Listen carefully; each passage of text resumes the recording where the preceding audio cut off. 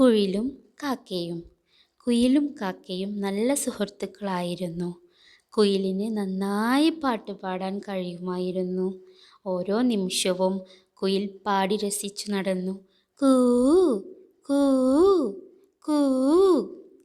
ഇതെല്ലാം കേട്ട് ദേഷ്യത്തോടെ നോക്കി നിൽക്കുകയായിരുന്നു കാക്ക. അവൾക്ക് സങ്കടം സഹിക്കാൻ കഴിഞ്ഞില്ല.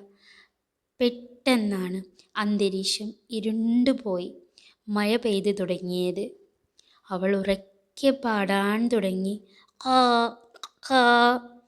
പക്ഷേ കാക്കയ്ക്ക് കുയിലിനെ പോലെ മധുരമായി പാടാൻ കഴിഞ്ഞില്ല.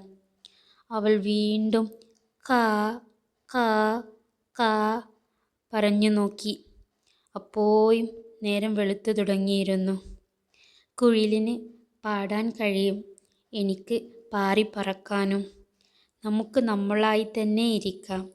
ആ തിരിച്ചറിവ് കാക്കയ്ക്കും വന്നു. അതേ കുഞ്ഞുങ്ങളെ, നമുക്ക് സന്തോഷമുണ്ടാവാൻ എപ്പോഴും നമ്മൾ നമ്മളായി തന്നെ ഇരിക്കുക.